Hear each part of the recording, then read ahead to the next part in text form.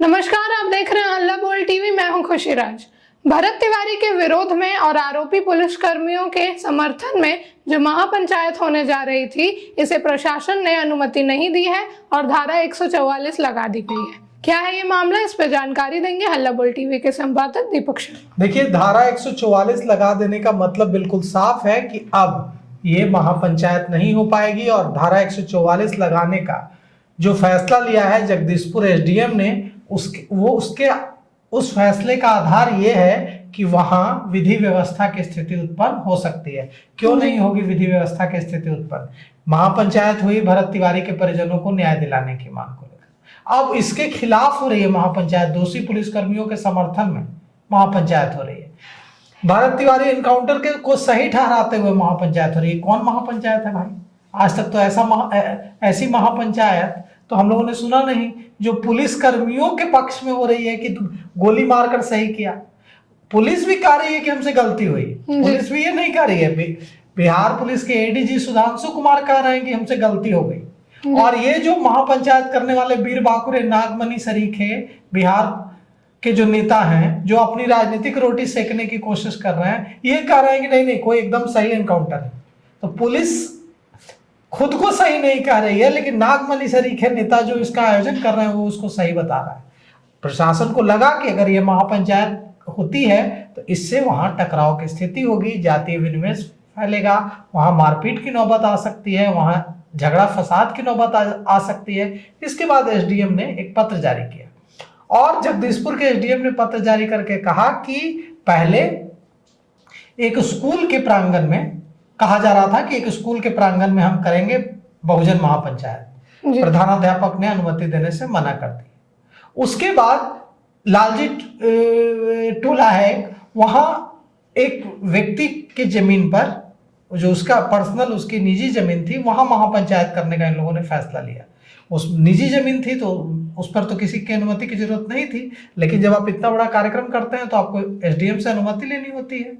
तो एसडीएम से अनुमति मांगी गई तो एसडीएम ने कहा कि वहां विधि व्यवस्था की स्थिति, विधि व्यवस्था का संकट खड़ा हो जाएगा, लॉ एंड ऑर्डर का संकट खड़ा हो जाएगा। तो उसको ध्यान में रखते हुए हम अनुमति नहीं देते हैं और वहां धारा 144 लगा देते हैं। अब 5 जुलाई को यानी कल जो महापंचायत होनी थी वो महापंचायत नहीं होगी। नागमणि सरीखे जो नेता हैं, जो इस पूरे भरत तिवारी एनकाउंटर पर राजनीतिक रोटी सेककर बिहार को फिर से जातीय हिंसा के दौर में ले जाना चाहते थे, ऐसे नेताओं के अरमान सोन नदी में बह गए हैं। और बिहार सरकार ने बिल्कुल सही कदम उठाया है। न्याय की मांग को लेकर महापंचायत हो रही है तो समझ में आ रहा है आप क्या मांग लेकर महापंचायत कर रहे हैं। आप जातीय हिंसा के दौर में बिहार को ले जाने की कोशिश कर रहे हैं और इससे घाटा किसको होगा? इससे घाटा होगा जो पार्टी, जिस पार्टी में आप हैं उसी पार्टी को। इससे घाटा किसको होगा? जिसकी आप वकालत कर रहे हैं, मुख्यमंत्री सम्राट चौधरी को कह रहे हैं, मुख्यमंत्री सम्राट चौधरी के साथ खड़े हैं, मुख्यमंत्री सम्राट चौधरी को ही सबसे ज्यादा घाटा होगा जी। तो कुल मिलाकर के अब जो पत्र जारी हुआ है जगदीशपुर एसडीएम कार्यालय से, जगदीशपुर एसडीएम ने जो पत्र जारी किया उसमें साफ कर दिया गया है कि महापंचायत करने की अनुमति नहीं दी जाती है और धारा 144 लागू कर दी गई है। अब इसके बाद जो बहुजन महापंचायत कल आयोजन में जुटे हुए लोग थे, इन लोगों ने एक प्रेस कॉन्फ्रेंस की है और प्रेस कॉन्फ्रेंस करके क्या कुछ कहा है हम आपको सुनाते हैं। जो भोजपुर जिले के जगदीशपुर प्रखंड अंतर्गत लाल बिहारी सिंह के टोला पे जो बहुजन महापंचायत का आयोजन किया गया था, उसको प्रशासन के द्वारा वहाँ पे पहले सरकारी ज़मीन पे हो रहा था, तो वहाँ पे एनओसी मिलने के बाद फिर एनओसी रद्द कर दिया गया।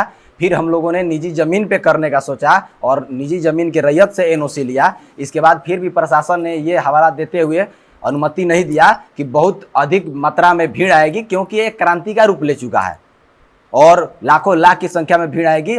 प्रशासन असमर्थ है। फिर भी हम लोगों ने कहा कि हम लोग अपने बलबूते पे, हमारे वॉलंटियर तैयार हैं, हम लोग इस कार्यक्रम को करेंगे। तो इसके बाद हम लोगों ने ये प्रशासन को बताया तो प्रशासन के द्वारा धारा 144 वहाँ पे प्रतिबंधित किया गया है। इसलिए यह कमेटी के द्वारा निर्णय लिया जाता है कि जब तक प्रशासन के द्वारा अनुमति नहीं मिलता है तब तक के लिए कार्यक्रम को स्थगित किया जाता है और पुनः प्रशासन से अनुमति लेने के बाद बहुजन महापंचायत जो कार्यक्रम है उसको किया जाएगा। नहीं, किसी का दबाव नहीं है। ये अब प्रशासन जाने क्या किसका दबाव है, किसका दबाव नहीं है, क्योंकि प्रतिबंधित क्षेत्र को कर रहा है, तो हम लोग ने समाज हित में देखते हुए कि हमारे लोग आएंगे, उनको परेशानियां होंगी, क्योंकि पूरे देश से लोग आ रहे हैं, इसलिए उनको परेशानी होगी। और प्रतिबंधित क्षेत्र में जाना मतलब कानून को उल्लंघन करना। और हम लोग बाबा साहब भीमराव अम्बेडकर को मानने वाले लोग हैं, संविधान को मानने वाले लोग हैं, तो हम लोग जो है वो संविधान की अवहेलना नहीं कर सकते हैं। नहीं, वो हम लोग की जानकारी नहीं है कि नेता मंत्री हस्तक्षेप कर रहे हैं या नहीं कर रहे हैं। हम लोग ये समाज के लोगों के लिए था, प्रशासन हम लोग को रोका है, नेता मंत्री को कोई थोड़े रोका है। स्थगित किया गया है, यानी पूरी तरीके से बंद नहीं किया गया? नहीं, स्थगित किया गया है आगे समय के लिए कि प्रशासन से अनुमति लेके कार्यक्रम किया जाएगा। तो देखिए, इन्हें भी समझ में आ गई है बात कि बहुजन महापंचायत नहीं करा पाएंगे। तो अब ये कह रहे हैं कि अभी हम नहीं कर पाएंगे क्योंकि हम we are law abiding citizen, हम लोग कानून को मानने वाले नागरिकों में से हैं, और अब हम लोग इसको नहीं करेंगे, हम लोग बाद में करेंगे, अभी हम लोग इसको स्थगित करते हैं।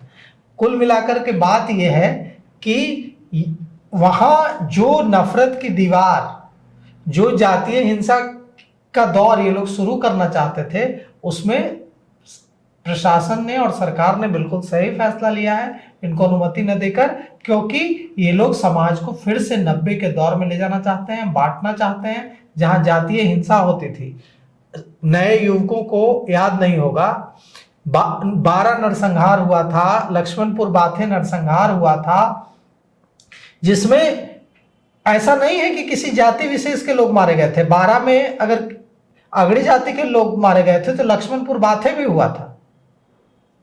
तो कुल मिलाकर पूरा बिहार जातीय नरसंहार के दौर में पहुंच गया था, जहां सिर्फ इसलिए किसी व्यक्ति की हत्या कर दी जाती थी, जो हत्यारा था, जो मारने वाला व्यक्ति था, उसे उसका नाम भी नहीं पता होता था। वो सिर्फ उसको इसलिए मार देता था क्योंकि उसको ये पता होता था कि ये फला जाति का है। क्या उस दौर में बिहार को ले जाने की कोशिश कर रहे हैं नागमणि? तो नागमणि सरीखे नेताओं की जो कोशिश है वो बिहार के लिए बेहद खतरनाक है, और भारतीय जनता पार्टी को तो एक्शन लेना चाहिए ऐसे नेताओं के खिलाफ और पार्टी से निकाल बाहर करना चाहिए, नहीं तो ये भारतीय जनता पार्टी को ही सबसे ज्यादा नुकसान होगा इससे। तो कुल मिलाकर के ये जो फैसला है, इसके बाद अब साफ हो गया है कि अब महापंचायत नहीं होगी, जो बहुजन महापंचायत 5 जुलाई को होने वाली थी और जगदीशपुर में। और इसके साथ ही मुझे लगता है कि ये जो कोशिश है, ये जो ऐसे नेता थे जो जातीय रोटी सेक कर अपने अरमान पूरे करना चाहते थे, खुद को जो राजनीति के हाशिए पर चल रहे थे, खुद को बड़ा नेता फिर से बनाना चाहते थे, उनके अरमान सोन नदी में बह गए। तो सुना आपने, इन सब पे आपकी क्या राय है हमें कमेंट बॉक्स में जरूर बताएं। आगे की खबरों के लिए देखते रहे हल्ला बोल टीवी। धन्यवाद।